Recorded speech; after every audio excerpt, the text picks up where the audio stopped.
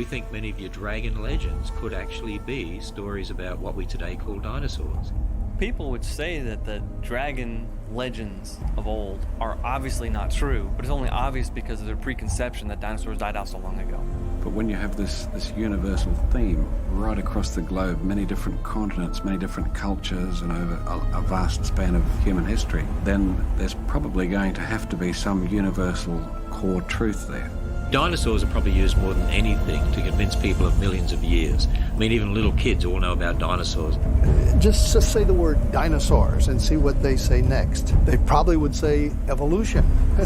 Those two concepts are inextricably linked. The most common objections they encounter is that the Bible can't be true because science has disproved it. You ask them what that means, they mean evolution millions of years. If the soft tissue means what it apparently means, and that is that dinosaurs were around recently. There was no dinosaur age where only dinosaurs lived, and it was millions of years ago. Once you topple millions of years, you have no time for evolution. The more you study about dinosaurs, they really fit with creation. And the evidence seems to go with humans encountering dinosaurs, and not very long ago. Creatures like this were supposed to be separated by mankind for 65 to 70 million years. Yet, here we have respectable people writing in their history books, this is what I've seen, this is what I've witnessed.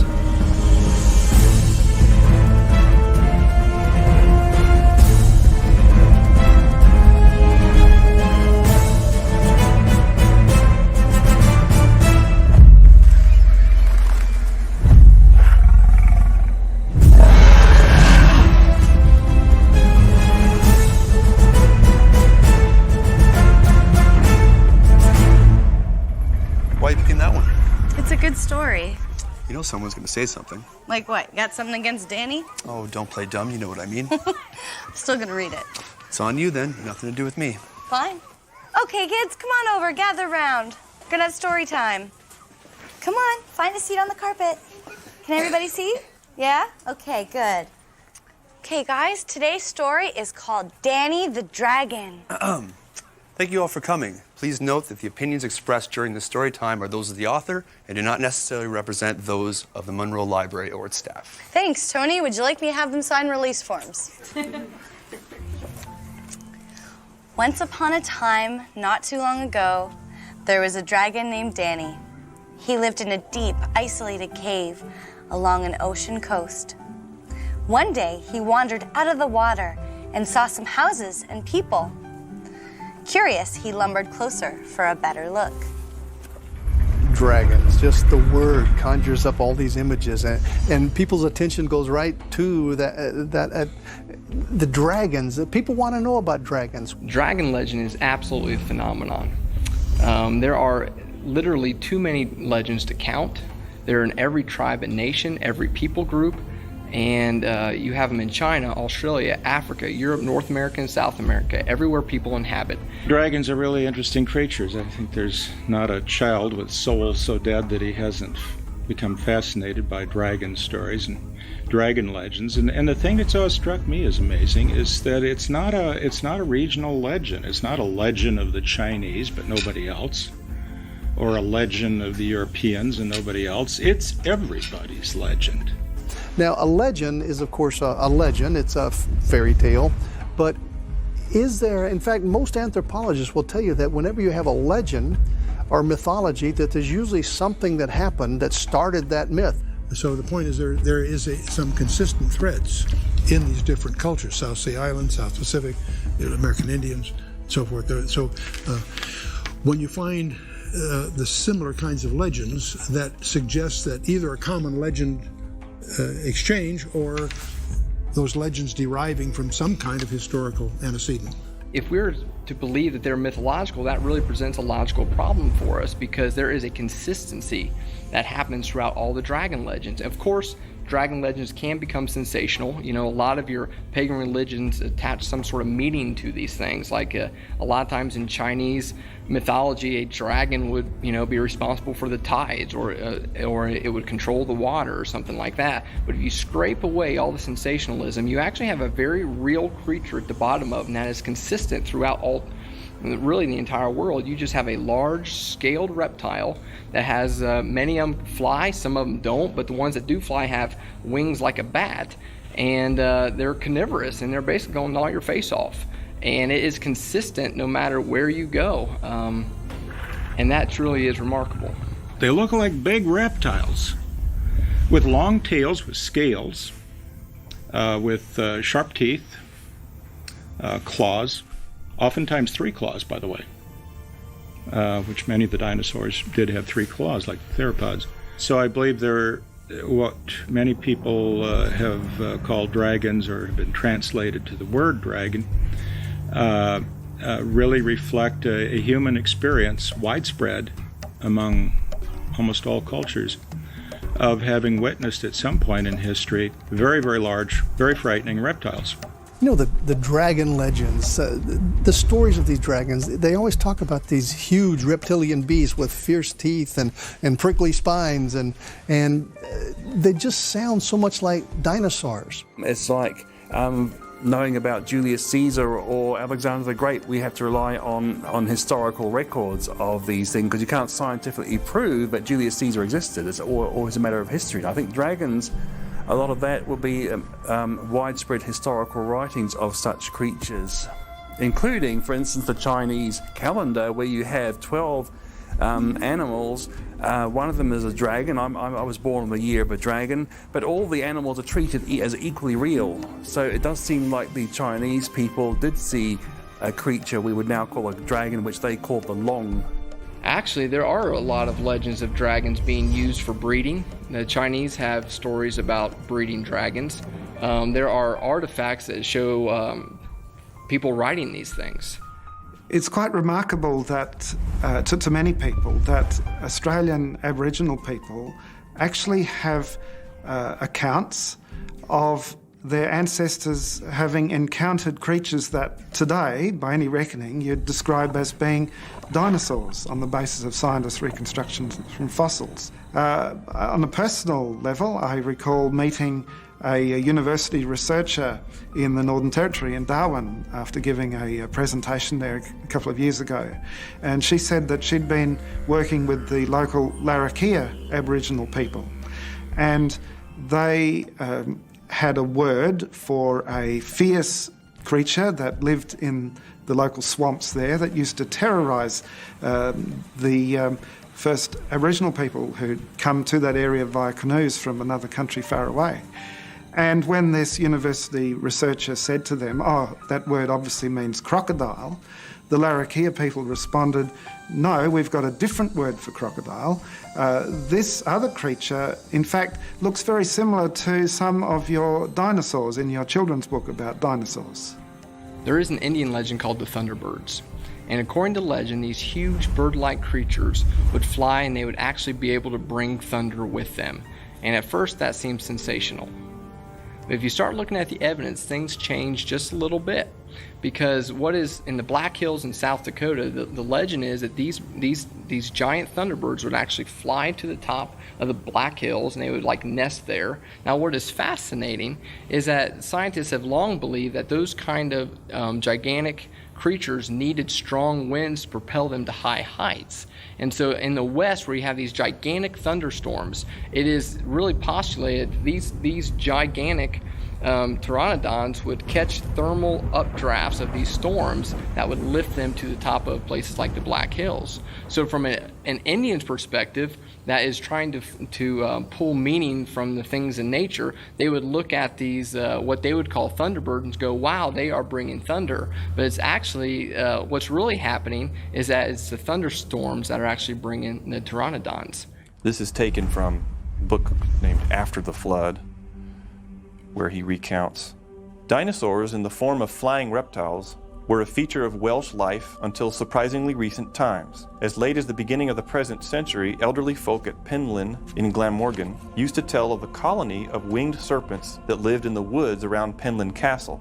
As Mary Trevelyan tells us, the woods around Penllyn Castle, Glamorgan, had the reputation of being frequented by winged serpents, and these were the terror of old and young alike. An aged inhabitant of Penllyn, who died a few years ago, said that in his boyhood the winged serpents were described as very beautiful.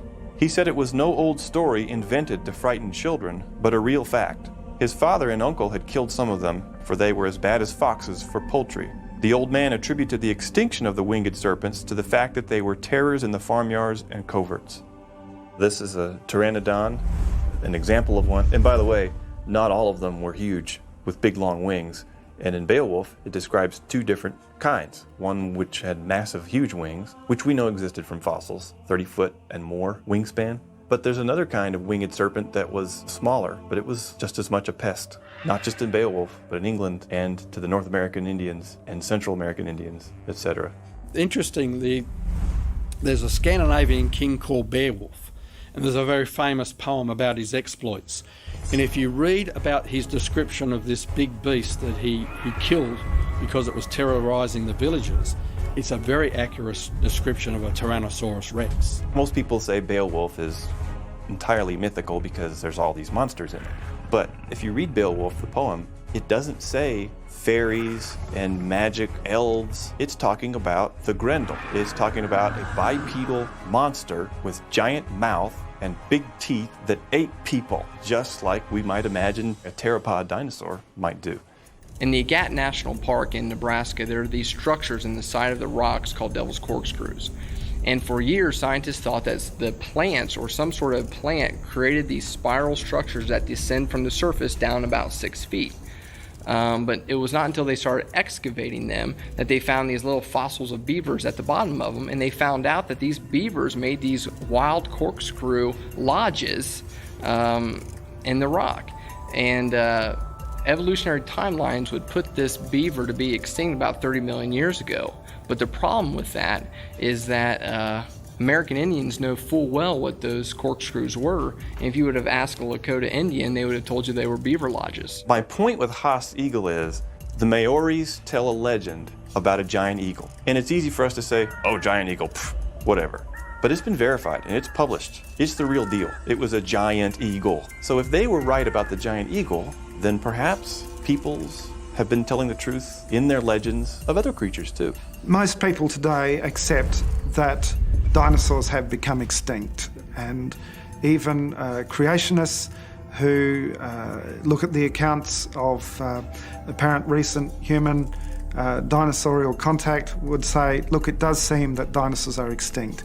However, there are some tantalising accounts of sightings in very recent decades from various places around the world. In the Congo, for example, the local people there talk of a creature they call Mokele Mbembe. And when Westerners have gone in with drawings of African creatures and dinosaur handbooks, and they've pointed to pictures of, say, the hippopotamus or the rhino, the people have said, no, that's not Mokele Mbembe. And when shown a picture of a sauropod dinosaur in a dinosaur handbook, they've pointed to something like a small sauropod dinosaur. Another example comes to mind, the Lake Murray region of Papua New Guinea. There were people there out in a canoe, and as they looked under their canoe, they saw a large creature swim under the canoe that had what looked like triangular plates extending down its back and all the way down its long tail. And the people speak there of large nesting sites adjacent to the water's edge, which have been clearly left by a large creature. If you only had one or two stories that sounded a bit similar to dinosaurs, you could see it as just a coincidence. But when you have this universal theme right across the globe, many different continents, many different cultures, and over a vast span of human history, then there's probably going to have to be some universal core truth there. In fact, the late Dr. Carl Sagan, one of the most well-known of all the world's evolutionists, took it so seriously that he actually wrote a book called The Dragons of Eden to try and answer this question as to how come there are so many different stories of dragons that are very similar to the dinosaurs when no one's ever seen a dinosaur.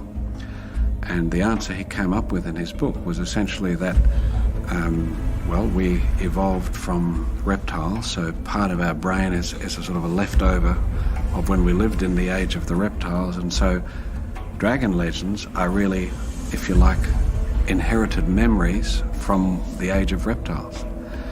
Now, there was an embarrassed silence from many of his evolutionary colleagues because, of course, there's no scientific credibility to the idea that memories are inherited. You know, that you might remember what some ancestor did when he was serving Cleopatra or something like that. But the importance of that little account was that one of the world's leading evolutionists took this issue so seriously that he tried to explain it, even though he didn't do a very good job.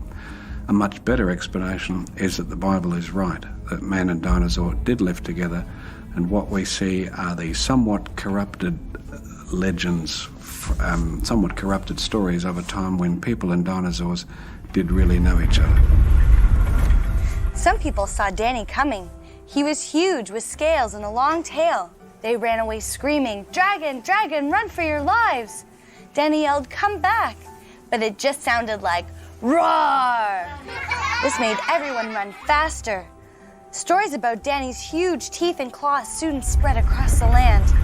If these really are stories based on memory, that means that at one point in time, man did see dinosaurs. In National Bridges National Monument, Utah, there's actually some carvings, petroglyphs, done by the Indians that even an evolutionist in an evolutionary textbook says looks like a sauropod dinosaur.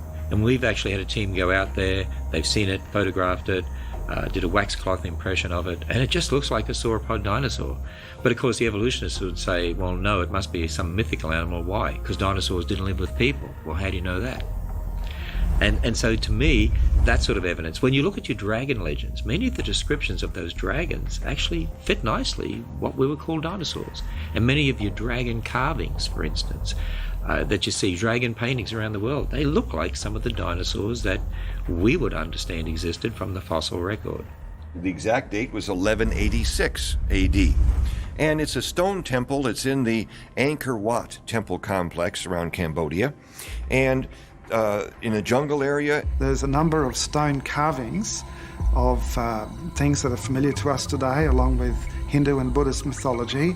And very distinctively, there's one that looks very much like a stegosaur, as reconstructed from fossils by scientists. And the question becomes, how did the people who carved that stone 800 years ago have carved so beautifully a stegosaur without having had any knowledge about what's in today's encyclopedias? And the clear conclusion is they were familiar with those creatures because they were alive at the same time. Unless it was living, how could they get its anatomy correct?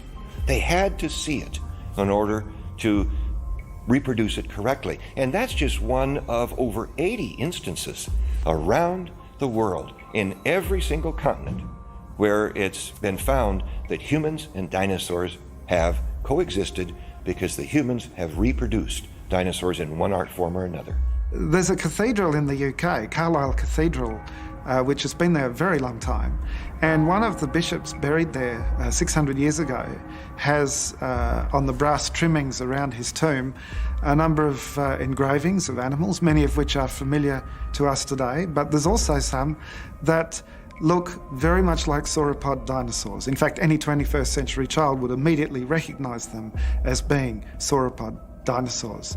And so when we think about the evolutionary view that says dinosaurs became extinct 65 million years ago, and then we look at these sauropod dinosaur engravings on this 600-year-old tomb, how did they get there? The oldest artifact that we have, period, is an Egyptian slate that commemorates an Egyptian king. And Hierakonpolis slate is one of the names given to this artifact. And on one side it shows him grasping the head of his recently defeated foe and about to chop the head off. So it's a slate saying, look how great I am. And on the back, it's got some Egyptians with ropes around necks of two great sauropod looking, I mean, they look just like a children's book with a Apatosaurus on it or something, necks intertwined. And we have this motif repeated on two different, totally different places, separated by hundreds of years. Obviously, if there are engravings of sauropod dinosaurs which are hundreds of years old, prior to any scientists' reconstructions of fossils, the only way that we could say that they could have done it so intelligently was if they had viewed the creatures for themselves, or at least had access to sketches or drawings or descriptions made by eyewitnesses of those creatures at around that time.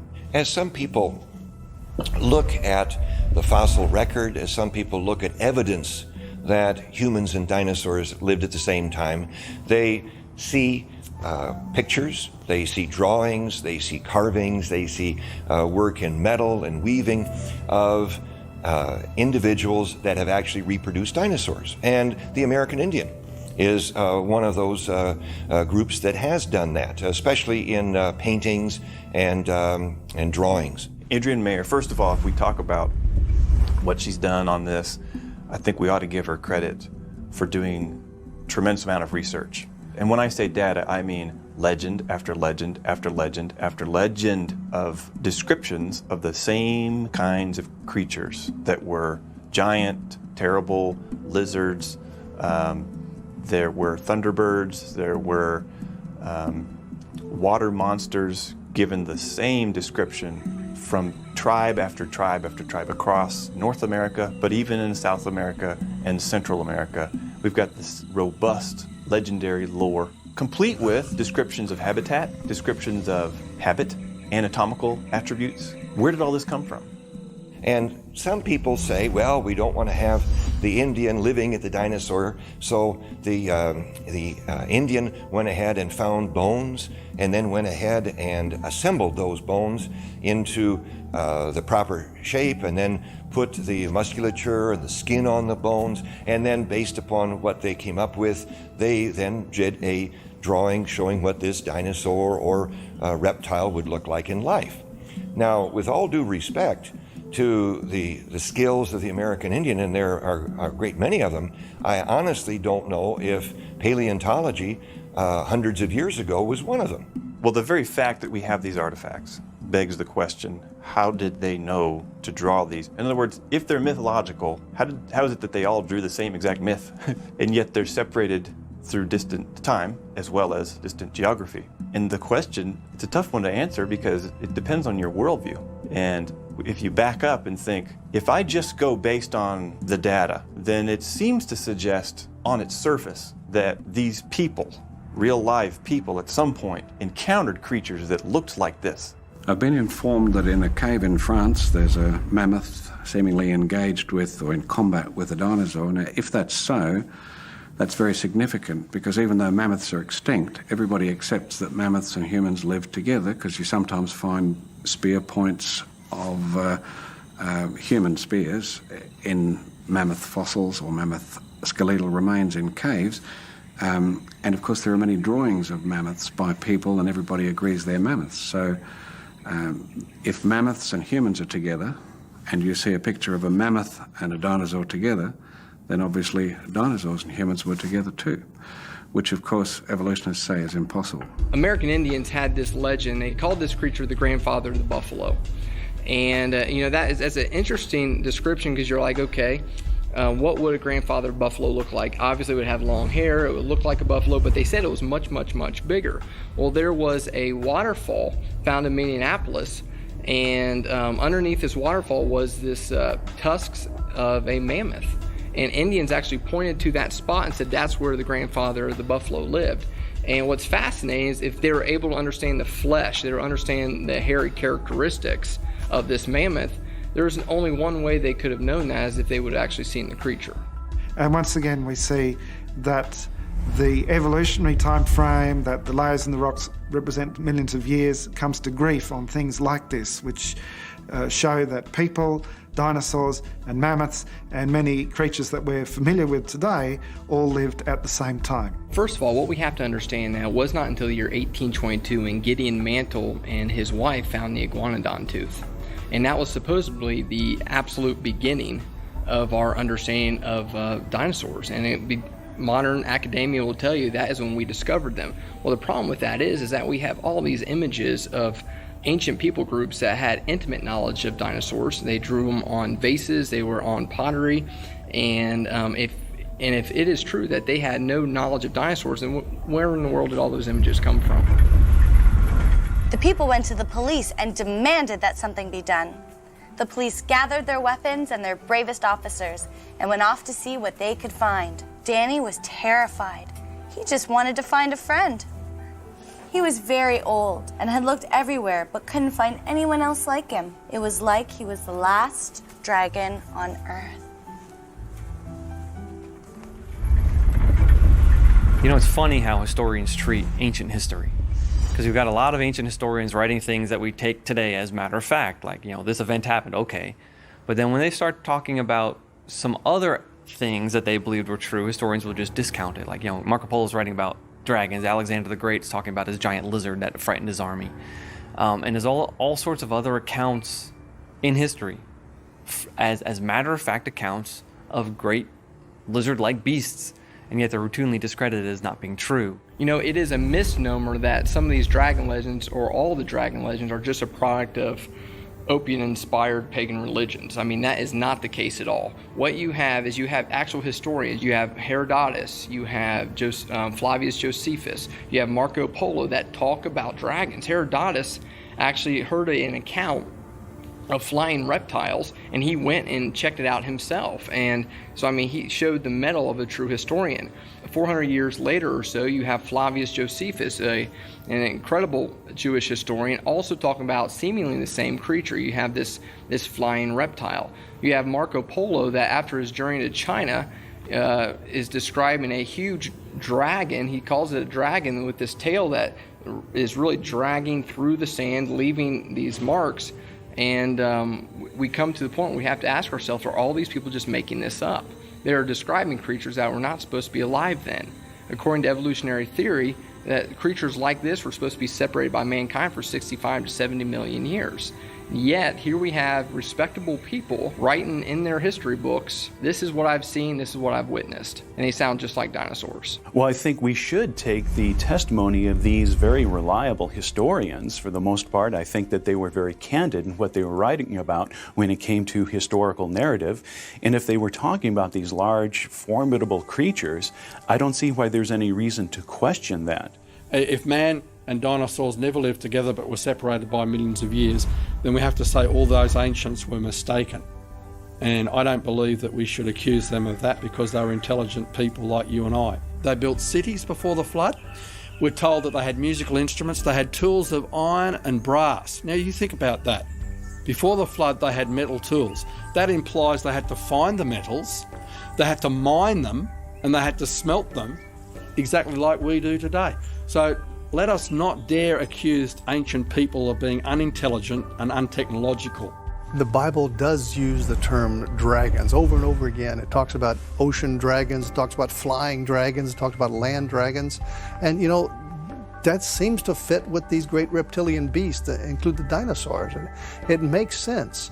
If those things were so dominant on the planet before the flood, and certainly right after the flood, they would have made it into the history of the culture. In 1845, a newspaper in the town of Geelong in Victoria published a sketch of a creature that the local Aboriginal people had described as a bunyip. Common Aboriginal term for monster. It's often thought of as mythical, but this Aboriginal had big, deep claw marks across his chest, and the description he gave, presumably through an interpreter at the time, was the basis of this sketch in the Geelong Advertiser, and it looks very much like one of the duck-billed dinosaurs. In fact, some large bones were reported at that time that were fresh and were unlike any other creature that people were familiar with at the time. And 13 years later, on the other side of the world, a dinosaur was unearthed, and it was called Edmontosaurus. And when you look at a reconstruction of Edmontosaurus next to the sketch of the bunyip drawn by the artist for the newspaper in Geelong on the basis of Aboriginal descriptions, the two are very similar. You have to interpret evidence of the present in relation to the past. And what I would say is this: there is very strong circumstantial evidence, because all evidence in relation to the past is like a forensic scientist. They're working with circumstantial evidence, is very strongly confirms the Bible's history that dinosaurs and people lived at the same time. With so many people hunting him, Danny had to hide.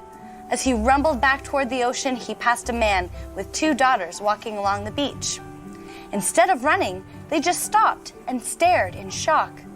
Danny said, "Hello, how are you?" which sounded like a ferocious roar. We think many of your dragon legends could actually be stories about what we today call dinosaurs. The reason why you don't find the word dinosaur in the Bible is the same reason why you don't find words like computer or locomotive, because all of those words were invented in the English language well after the Bible was translated into English. The word dinosaur wasn't invented until 1841 by Sir Richard Owen, who was head of the British Museum. Before that, words such as dragon were used in the Bible. The King James Bible was first translated into English in 1611. So the word dinosaur is a modern word. There is a distinct philosophy that is able to be identified when you look at the King James Version of the Bible that was first printed in 1611 to the more modern translations in the English language like the ESV. In 1611, they used the word dragon 35 times. In the Old Testament alone, they used the plural word dragon 16 times. But if you look at the ESV today, they use the word dragons in the plural form 0. And what is very clear to see is that whenever dragon is used to refer to a real living, breathing creature that walks upon land, the ESV has decided that that is not a word that can be used. Most of the time they replace it with jackal, which is like a little hairy dog. Now that is a big discrepancy between a small, hairy, fox-like creature and a big, gigantic reptile-like creature.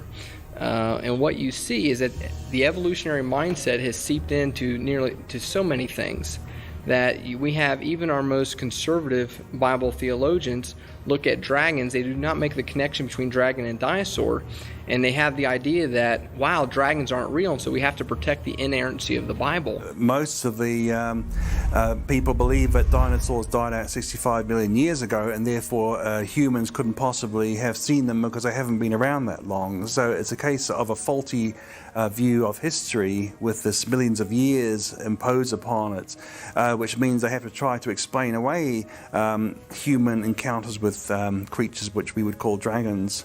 But sometimes we treat God like he's a little old lady that needs help crossing the street. No, I believe that God said what he means, and he means what he said.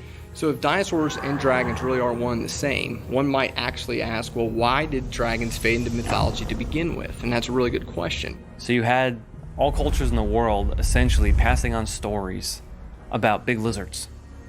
And over time, those stories get corrupted, they get distorted. It's a fish story of the day, they get this added or that added, and all of a sudden they become magical and they cast spells in at least a modern fantasy literature.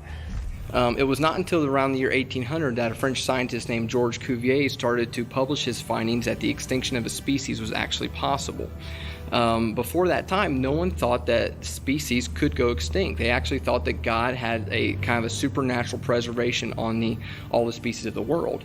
The reason they thought that was an errant view of the Bible. They go back to Genesis and said, that God created all the creatures and that it was good. So they thought that at that point that there was kind of a supernatural preservation on that. That then got reinforced again when the flood came. And the story of Noah's flood is that God was going to cleanse the planet and was going to basically start over and with Noah and his family. Well, he had Noah bring all the animal kinds 2 by 2 to the ark.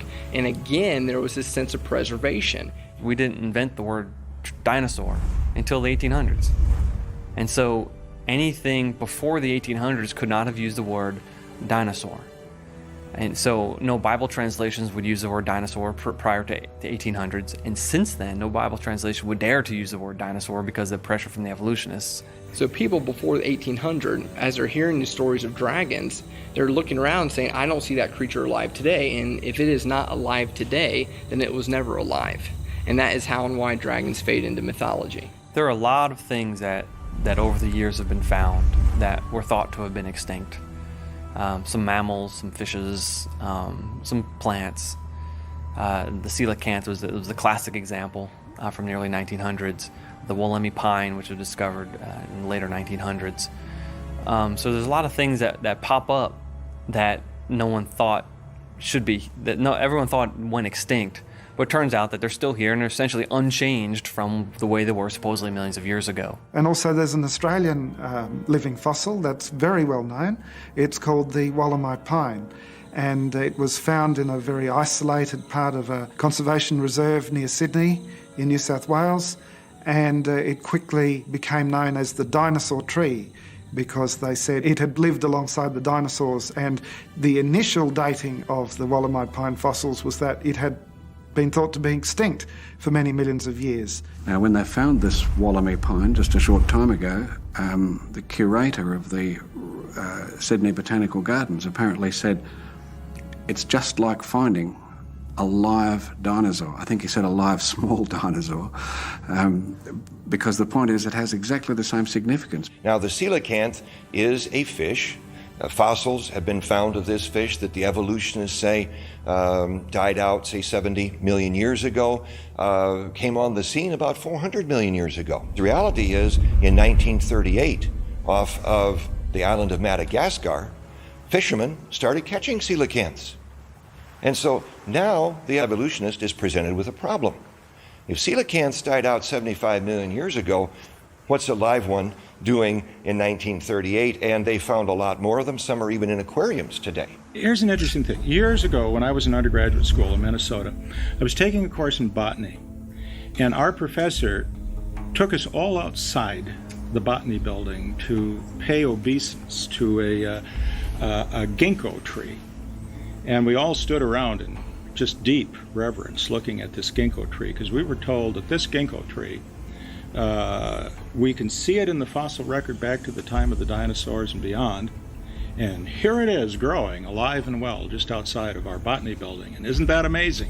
And boy, we were impressed. But you know, now that I look back on that, why didn't our prof just show us the far more abundant oak trees and elm trees? Because they're in the fossil record too. We have acorns, we have walnuts. And these are dating back 40, 50 million years. No, I don't accept these dates. I believe the Earth is 6,000 years old. But if you're going to accept these dates, we have a tank here in the Creation Museum that is full of native Kentucky aquatic creatures. Sunfish, which have been found, the good old sunny you fish for, you know, if you like to fish. They were around back, according to the fossil record, 40, 50 million years ago. Garfish go back at least as far as the dinosaurs. We have the short-nosed gar in the tank. Turtles, 120 million years. Bats, 60 million years, 50 million years, and they look just like the bats do today. Amber is what I call a time capsule. It is some amber is supposed to be up to 50 million years old, and quite a bit of amber has what are called inclusions in it. Now, inclusions can be insects, they could be water, they could be oxygen or air bubbles, if you will. And the reason I call amber a time capsule is, lo and behold, when we find, for example, ants and termites, we've even found the pine bark beetle that is decimating the forests in the Rocky Mountain West. These animals, or these insects, if you will, are exactly the same as what we have today. The Jurassic shrimp was supposed to become extinct during the Jurassic time, and yet they're alive and well and just as delicious today as back in the alleged evolutionary past. And so these living fossils, I think, are clear testimony to the youth of this Earth. Terrified, the man pushed his daughters behind him and said, "Oh God, you are wonderful and powerful and created such amazing creatures. Please don't let him eat my daughters. As you love all your creation, I love them." Then he turned and plunged back into the ocean. According to conventional wisdom, the dinosaurs lived from about 250 million years ago to about 65 million years ago. The reason why they say that is after the so-called Cretaceous layers, you don't find any more dinosaur fossils above there.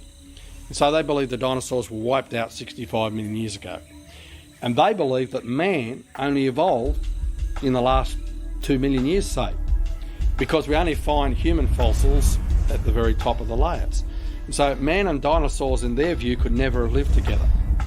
because they would be separated by over 60 million years. An evolutionist would look at the fossil record, and they would, based on their idea that the Earth is ancient and that the present is the key to the past, and they would look at natural processes which act very slowly, they would say, therefore, the fossil record must have accumulated very slowly. And because it's such a slow process, it's actually, you can look at it and look at different eras of time. And so in this section, these fossils are buried. That means that these fossils are alive at one point in time. And then if there's a layer that appears above that, well, that must be a later period of time. There's a different set of fossils being buried there. That's a snapshot of a different period of time. And then they build this very elaborate tree structure of all of life, and they build this very elaborate model of the geologic record. Well, basically what they do is look at the sedimentary rock units in the Jurassic layer, and they find some dinosaurs there, and they say because we find dinosaurs here, this particular layer is at least 70, 75 million years old. And so it is a tautology where they date the fossils by the rock layers, and they date the rock layers by the fossils that they find in them. And so it is a cause for circuitous or circular reasoning. I did 1 year of geology in my university, and it's interesting that the head of the department said the fossil record does not support Darwinian evolution. He said this plainly. He made it clear he was not a creationist, but he did say the fossil record seems to support a series of divine creations. This I heard from the professor of geology. And professor in New Zealand was the highest rank of university teachers, not just any old lecturer. Well, fossils are formed only under special circumstances. I'm a marine biologist. I'm a scuba diver. I lost count after about 500 scuba dives. And it's funny because most people think marine biologists study whales and dolphins, but really most marine biologists study worms and bacteria and mud. And so in my life, I've studied a lot of mud.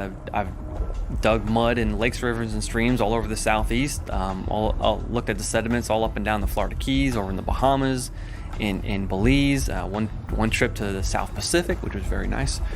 And all that digging and all that sand and all that dirt and all that mud, I've never found a fish skeleton.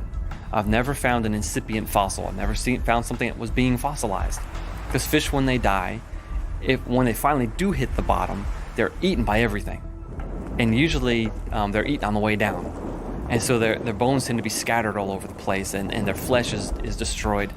And even if they land in the mud, the bones dissolve over time in the water, made of calcium carbonate, is soluble in seawater. It takes special circumstances to make a fossil. And most of those circumstances are met by Noah's flood, where you have a very rapid amount of sedimentation. We have lots of fossils being buried very quickly, being sealed off away from oxygen, and then being impregnated by the minerals that dissolve in the water that can recrystallize inside those bones, prevent them from dissolving away, and you get a fossil. I believe those dinosaurs were buried in sediment at the time of Noah's flood, which would have been about 4,000 years ago. So either at the time of the flood or at some point after the flood, during the runoff, because all the dinosaurs that we know of, with rare exception, are buried in water-deposited sediment. As Ken Ham says, if there really was a worldwide flood, you'd expect to see billions of things buried in rock layers deposited by water all over the earth. And what you really see are billions of dead things buried in rock layers deposited by water all over the earth. And that is certainly true of the dinosaurs. And when you read about them, they always are described as having wandered too close to an inland sea or lake, and maybe got a little tipsy and fell in. And before their flesh could rot, before scavengers could eat it, they became encased in a very cementitious rock. This isn't going on today. I have rabbits and squirrels in my backyard. I don't know what happens to them when they die. I've never seen any little rabbit funerals or anything like that. And I'll tell you, they're certainly not making fossils. You can't get a fossil if a dinosaur died in the forest. It's going to rot away and get scavenged, and you can see that in the farms today. You don't see sheep and cattle fossilized, and you have to bury them quickly. And when you have something like a global flood, you're going to bury lots of creatures, and that's why we find lots of fossil dinosaur graveyards where they've been washed in, like the Iguanodon graveyard, which makes sense if you've got a huge catastrophe, a watery catastrophe. And of course, when you have a watery catastrophe, you don't need millions of years to explain the rock layers either. Right behind me is what is called a polystrate fossil. Poly meaning many, straight meaning strata. So here's a fossil that is straight up and down, going through many layers of strata.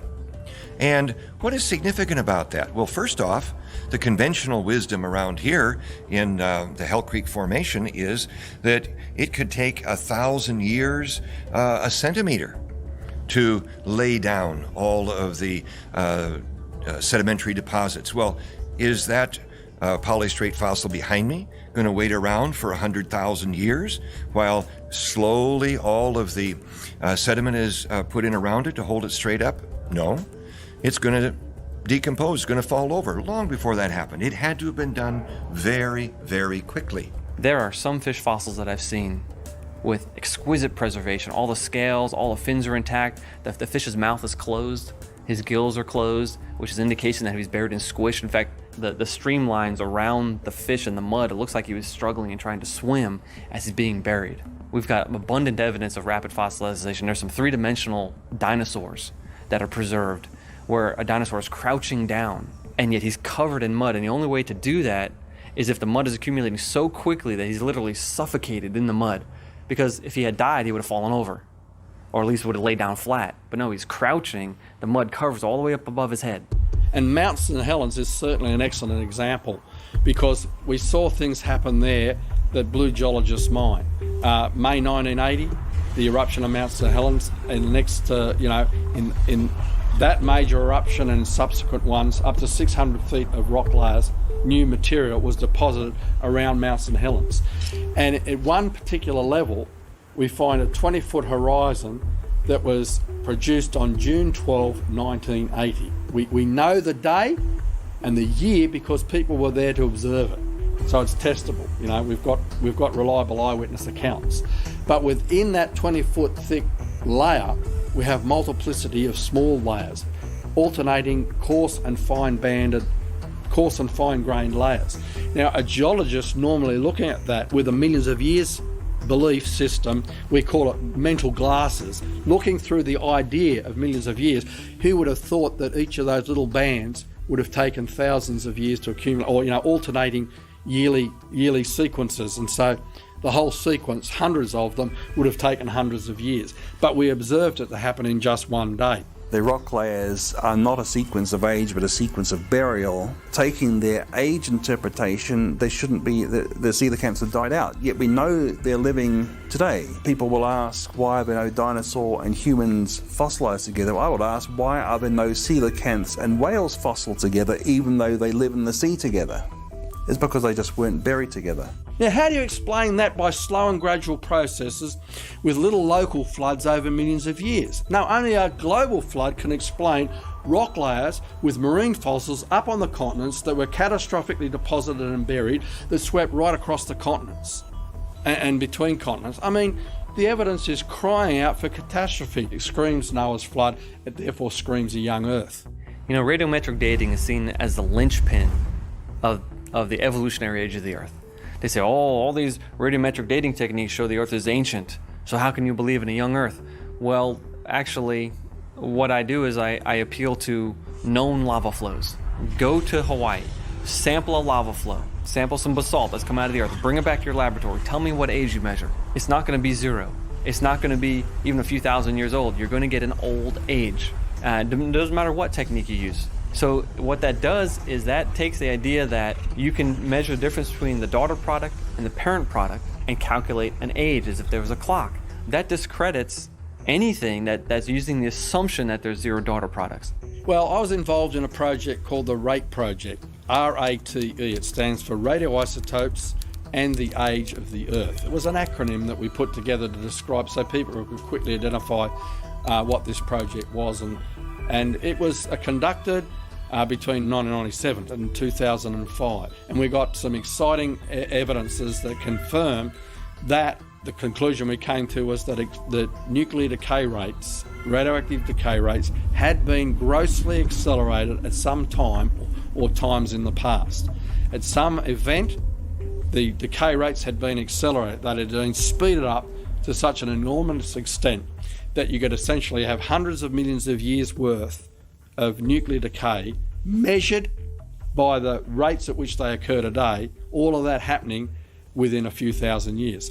So one of the best examples we came up with, well, there are several good ones. There were tiny crystals found in a granite in New Mexico from a drill hole.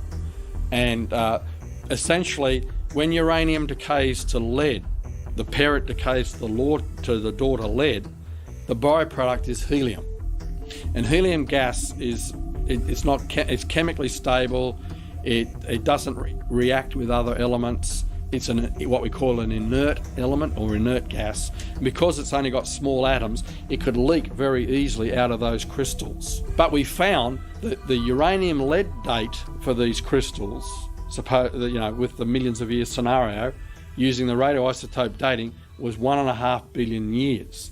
But most of the helium that would have been produced by that amount of nuclear decay was still in the crystals. So we made predictions. Then we sent the crystals to a well-recognised laboratory who was well known for doing that work to actually measure the rate of leakage. And where did it fit? Exactly on the 6,000 year prediction.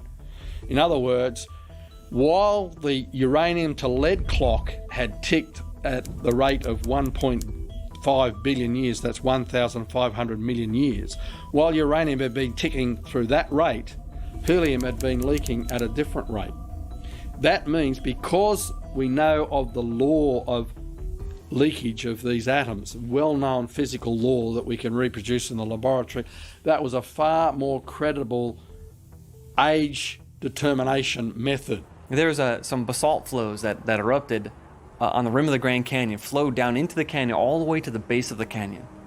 That means that the lava flow is younger than the canyon, younger than the uppermost sediments, and yet that lava flow dates to millions of years older than the canyon itself. It really raises the question, how do we know that these techniques are valid? We've got other lines of evidence. There was about 3 or 4 lines of evidence that we found that all pointed in the same direction, that the assumption of nuclear decay rates always being constant at the rates we measure today isn't true, that they were accelerated in the past, and that means the clocks can't be trusted. We have done carbon-14 dating on coal and diamonds, which are hugely old. Diamonds are supposed to be over 1 billion years old, and yet we find carbon-14 in them. Now, hang on, carbon-14 would have long just decayed if it were that old. One of the discoveries that has really rocked the evolutionary world was made by Dr. Mary Schweitzer and Dr. Jack Horner from analyzing the interior, the bone marrow, if you will, of the thigh bone or the femur of a T-Rex that was excavated back in 2003. Their report was published in the March-April 2005 edition of Science Magazine, a very prestigious, peer-reviewed science magazine. And they reported, and to my left are pictures, just a few pictures, there's many more that were actually in the magazine. They reported soft, stretchable, elastic, snap back like a rubber band tissue in that thigh bone. In addition, they reported finding red blood vessels that still had blood cells in them that were identifiable, and all of that would be impossible if this dinosaur died out 65 to 68 million years ago.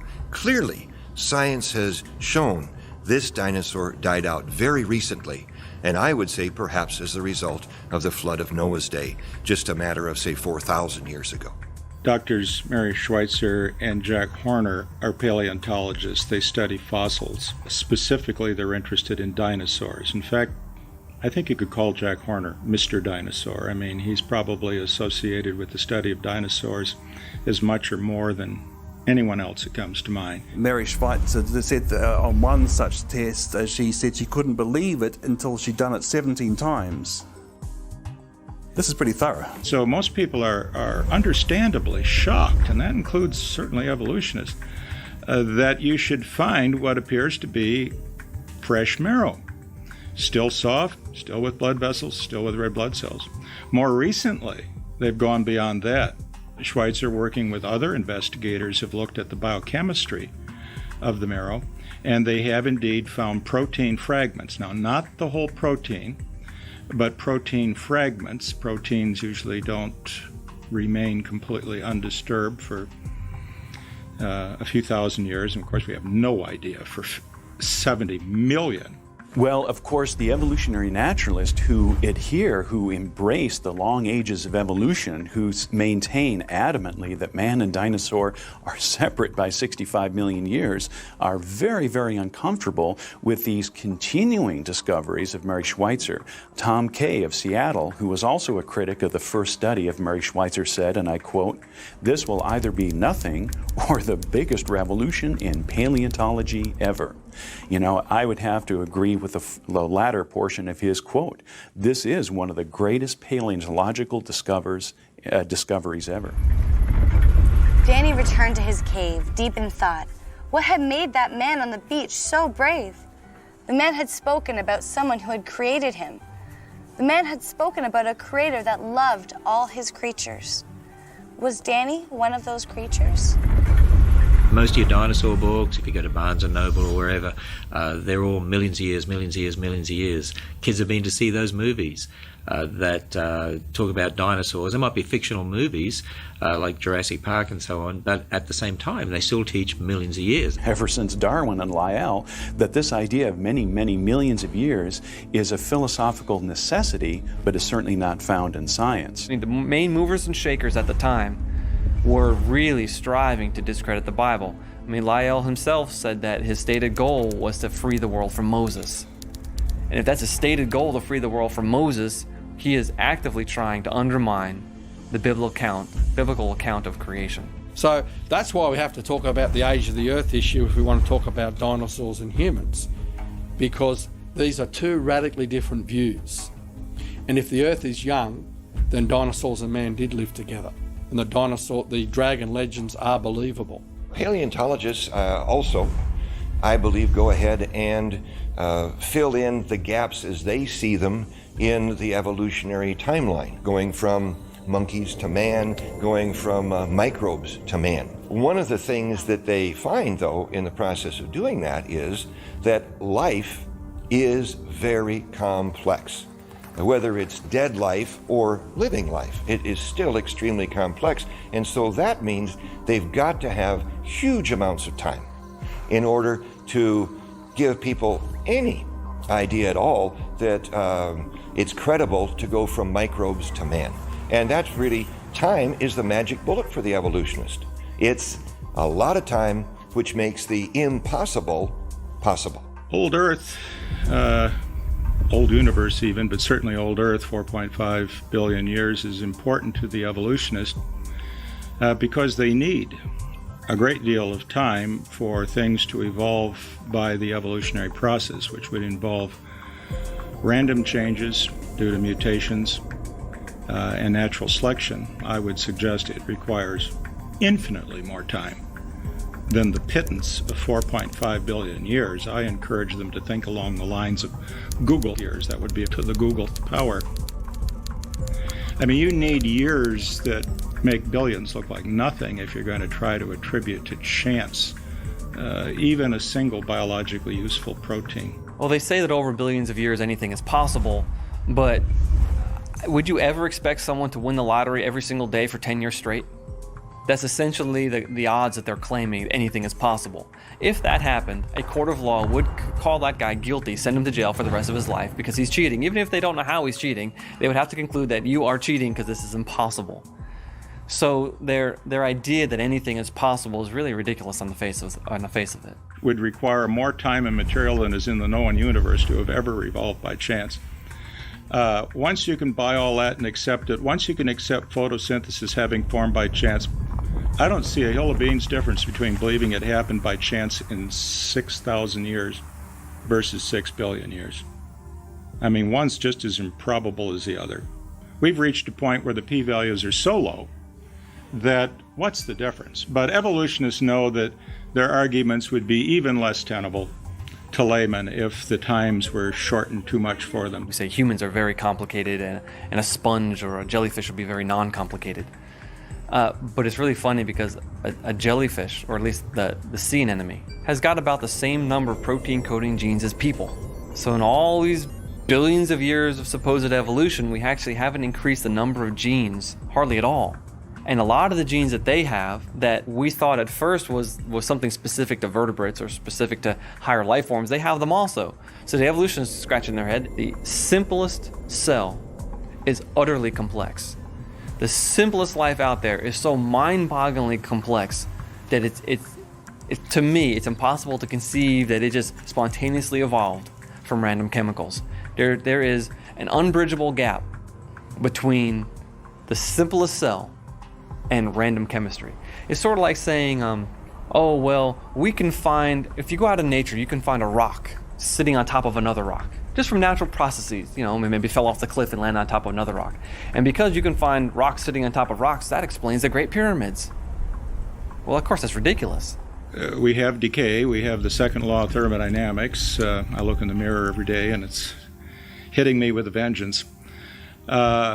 Yeah, we've been told that if our theories ever run counter to the second law, we can be pretty sure they're not right.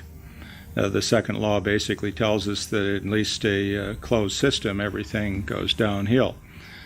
Things fall apart. They don't spontaneously self-assemble over the long haul. The evolutionist tries to get out of this by arguing that the Earth is an open system, that energy keeps impacting on the Earth from the sun, and that this energy sort of drives the evolution uphill and causes entropy then to decrease rather than increase. This is really not a good argument. We know that energy is necessary for the assembly of complex things. That's true in an automobile plant. Without energy, the plant comes to a halt. But energy by itself is a necessary but not sufficient condition of, say, making automobiles. One needs information, you need programs, you need sequences. Things have to be done in a certain order. Parts have to arrive at a certain time, have to fit other parts. There's an integration of complexity. Energy alone is not sufficient to explain it. The Achilles heel in evolutionary theory is a lack of transitional species. There should be millions of transitional species. There should be tremendous numbers of transitional species between the major groups of animals, but there aren't. In fact, you've got the Cambrian explosion where all the major phyla of life, the biggest differences that exist, they just poof, appear out of nowhere with no transitional species. You've got Darwin saying that he's leaving it up to future generations of geologists to discover all the innumerable transitional species that must exist. But since the 1960s, the fossil record's changed by about 4%. So what they have is a handful of disputable transitional species. Those transitional species they use today were not the ones they used in the 1970s. It's not the ones they used at the 1925 Scopes trial. It's not the ones that Charles Darwin had in his day. Each transitional species seems to have a shelf life of maybe 10 years. And then it's kind of quietly shuffled off to the side, and they think of something else, and something else is brought up as a transitional species. I mean, you had the famous Evolution of the Horse series. Everyone remembers that, the little horse and the big horse. That's not found in the textbooks anymore, and if it is, it shouldn't be, because that's been routinely and soundly discredited. And a lot of the other things that people would remember as the best evidence for evolution really turned out to be no evidence at all. Charles Darwin did the same thing when he thought up his idea of evolution. He saw that the facts of the fossil record did not line up with his theory, and so he made a very unscientific decision. He decided to hold on to his theory and ignore the facts. The same thing happened in the 21st century. Mary Schweitzer said in Discover magazine, April of 2006, quote, "I had one reviewer tell me he didn't care what the data said. He knew that what I was finding wasn't possible. I wrote back and said, well, what data would convince you? And he said, none," end quote. And so here's a perfect example of where people are saying, I have my unproved theory of evolution that spans many, many millions of years, where there's no creator, no designer, it's just time, chance, and natural processes, but the facts don't line up with it. I'd rather hold on to the theory than the facts. Many of the opponents of young Earth creationism point to young Earth creationists as being the enemies of science, that they don't think rationally and they actually stop good science being done. In fact, when you look at the really great breakthroughs of science in recent decades, very often you'll find those who made those breakthroughs were Christians and certainly understood the God of creation. I mean, who can we name bigger, more influential than Isaac Newton? He was a Bible-believing Christian. Pasteur, Kepler. I mean, We're not just talking about mere Nobel Prize winners. We're talking about people that opened up whole areas of science. Boyle, Maxwell, Faraday, George Washington Carver, Louis Pasteur, all of these men of science who were also men of God, who believed that in the beginning, God created. So many people think it's the religion versus science. No, it's the science built on one religion versus the science built on a different religion. And see, I start with the belief that God's word is true, that we have reliable eyewitness accounts of what happened in the past, therefore I build my science on that. Whereas an evolutionist has a belief in millions of years with no God, just everything happening slowly and gradually, and he builds his science on that. What most people have to decide which view is correct. The search continued for Danny, and the tracks he had made were easy to follow.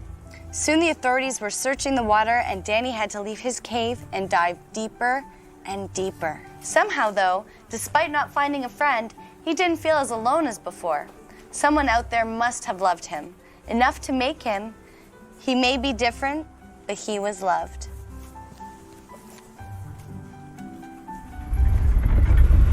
I think that a dinosaur is described in detail more than most other animals in the Bible. I really do. For instance, when you go to Job 40, there we have an account of God speaking with a man called Job, and this was after the flood. And he was saying to Job, look at this animal called behemoth. Now that's just not an English word, that's just a transliteration of a Hebrew word. The Hebrew word there is plural, because behemoth is a well-known word for a beast. So behemoth is saying it's the beast of beasts, and God said to Job, behold this. So he was expecting Job to understand what he was talking about, and what I made along with you. So it implies that it was made alongside mankind. And then it says, so it's a beast of beasts made along with mankind. Everything about it is big. His legs are big. His bones are strong like brass and iron. He's an enormous creature, chief of the ways of God. Some Hebrew experts say that means it was the largest land animal God made. And you know, the largest land animal we know of today from the fossil record are some of your dinosaurs, like your sauropods, like a Seismosaurus or something. And then it has a tail like a cedar. Well, you think of the cedars of Lebanon. I mean, a tail like a cedar, that'd be an enormous tail. You know, many Bible commentaries, for instance, the NIV Study Bible in the notes actually says this was a hippopotamus or an elephant. But a hippopotamus tail is like a little flap of skin. And, you know, an elephant's tail is like a piece of rope hanging in the wind. It's really difficult to know why many commentators, even conservative commentators, are unwilling to take the descriptions in the book of Job about this creature and to try to apply them to a hippopotamus or some other animal when the description doesn't fit. I suppose only they themselves know their motives and the Lord. Is it that they're afraid of looking foolish or, you know, scientifically simplistic or whatever? But it is very clear that the description of the animal there in Job's book is not a hippopotamus. When we look at the description of that creature, it really does seem to fit with a brachiosaur or a patasaurus, sauropod type dinosaur. You read the description of behemoth while looking at a fossil at, say, the Pittsburgh Carnegie Mellon Museum of Natural History, and limbs like great bars of iron, you know. That's exactly the way it looks. Doesn't mean the bones were made out of iron. It means they were just like great big bronze tubes and iron tubes, and these big ribs, this immense belly, this big tail. I mean, we're clearly not describing a pussycat. This fits a dinosaur. Well, you know, Leviathan in Job 41 was not a dinosaur because technically the word dinosaur only refers to land animals. So we could say a dinosaur-like creature, if you like, that lived in the sea. The Bible describes it as a dragon that lives in the sea. This thing is about the size of a school bus and weighed 8 tons. And just as Leviathan is described as leaving a trail in the mud with, you know, potsherds, like shattered pieces of pottery, that's the sort of trail that a crocodile makes in the mud. But you're not talking about the crocodile that we know nowadays. If you look at this picture of a modern-day crocodile skull and this Sarcosuchus skull around it, you can see the vast difference in size.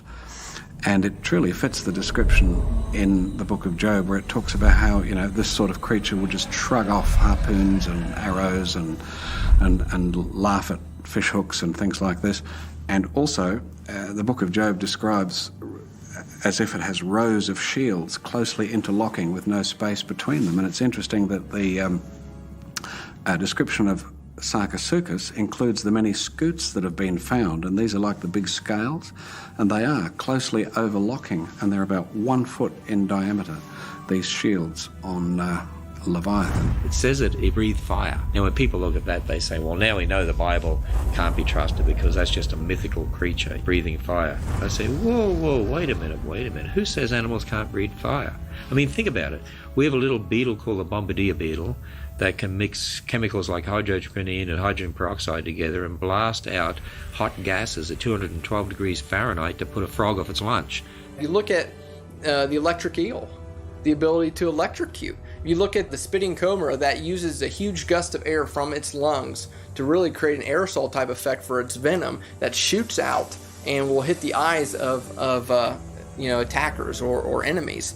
You start looking at some of these things, you're like, okay, is it possible that these eyewitness accounts really did have some evidence behind them? Interestingly, the snout of Sarcosuchus had a bulla, some sort of a hollow cavity of some sort at the tip that nobody knows exactly what it was for.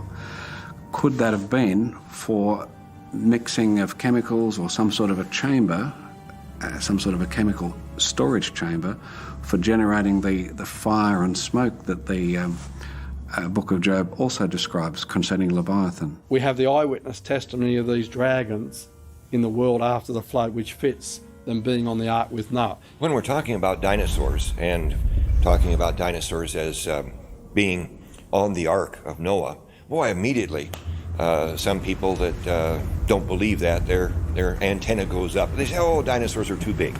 They couldn't have fit on the ark. But let's think about this for a second. First off, what's the average size of a dinosaur? The average size of a dinosaur is like a sheep or a goat. It's not like a big, huge T-Rex or a big, long neck Apatosaurus or something like that. But then let's look at the long-necked dinosaur or the T-Rex or any of the others of that size.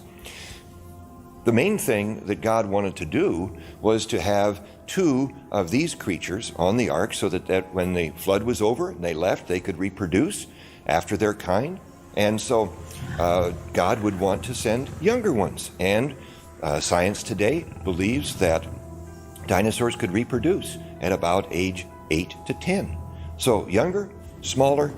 The ark was big, 450 feet long, and there would have been plenty of room for 2 of every kind of dinosaur along with all the other animals that God wanted. Why would they become extinct after the flood? Well, because the climate was changed after the flood. It was a much more harsh climate with a different topography. And second, they would have competed with man for food and places. A lot of things have become extinct. Things become extinct by chance. I mean, a lot of them would have been wiped out during the flood, which is why we have the fossils.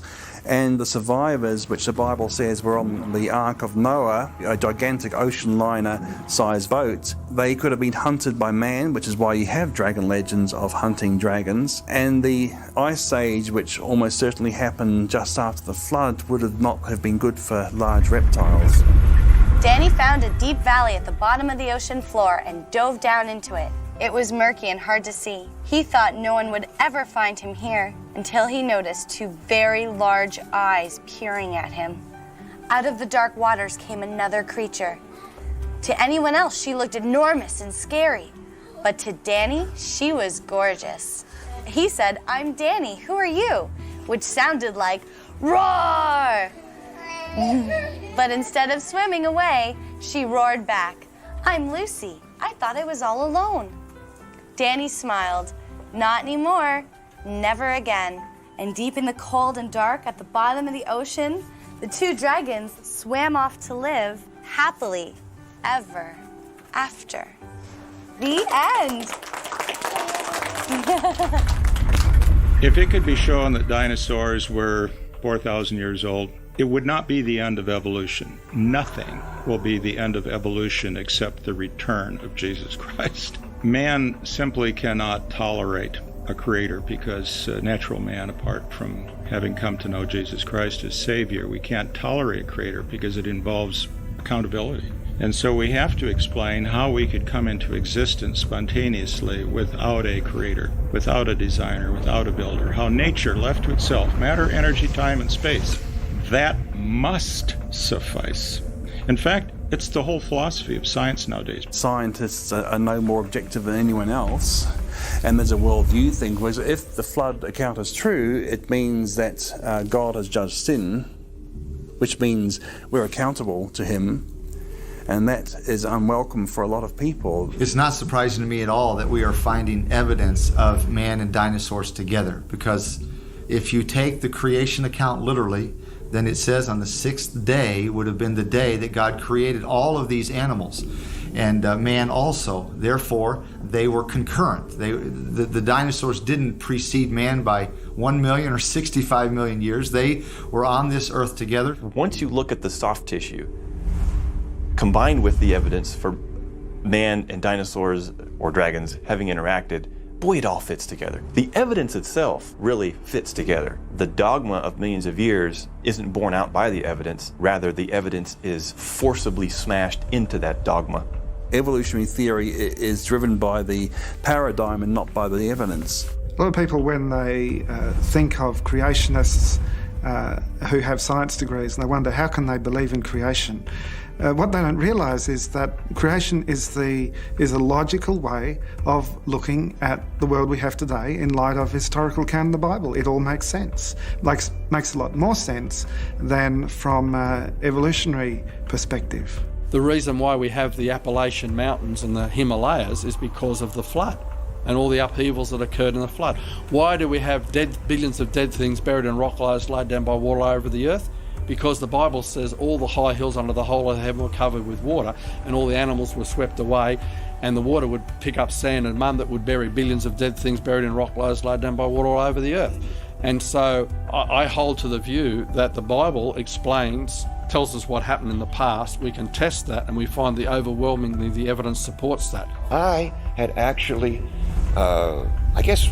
really felt that I was really something special, because I could tell God how he did it. I had put God in a box and I'd say, yeah, God, you started out, but this is exactly how you did it. You used evolution.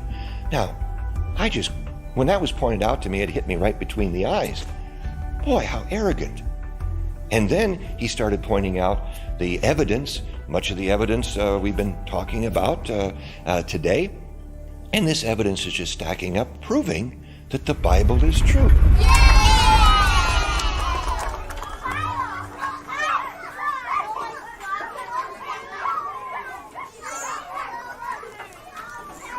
Hi, I thought this was a public library. It is. Is there something I can help you with?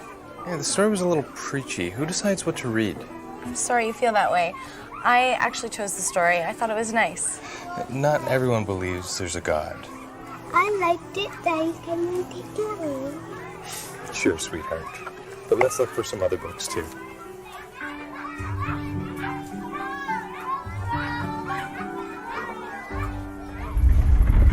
What's the point? I mean, why do you care how old this rock is, how old this fossil, how that animal got to be the way it is?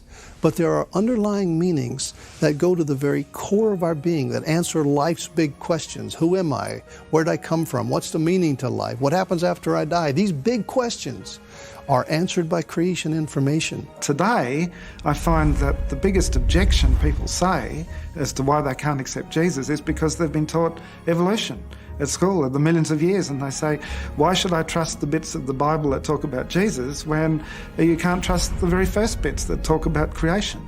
Well, I was an atheist all the way through university because I believed that everything made itself, because I believed in the millions of years and so on, and it was obvious that the history in the Bible, that the gospel depended upon that if evolution and millions of years were right, what the Bible was teaching just didn't make sense. It was only when somebody gave me a book that explained how I could look at the same facts and interpret them logically and rationally in a way that was not only intellectually satisfying, but that fitted the Bible and that actually made more sense than the evolutionary long ages point of view, that I could become a Christian. Today's scientific geological discoveries are confirming that processes that used to be thought to take literally hundreds of thousands or millions of years can be done very quickly, which supports the sudden creation, it supports the flood of Noah's day, and is adding